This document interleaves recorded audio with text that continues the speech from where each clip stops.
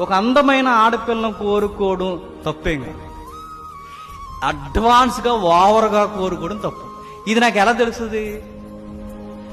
Bible అనే boundary ఒకటి ఉంది నాకు. నీకు నచ్చిందా అమ్మాయి?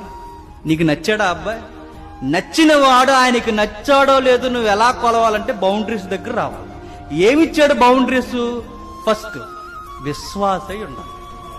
నెక్స్ట్ వాడు ప్రార్థనా పరుడై ఉండాలి. నెక్స్ట్ వివాహము ఘనముగా ఎంచిన వాడై ఉండాలి.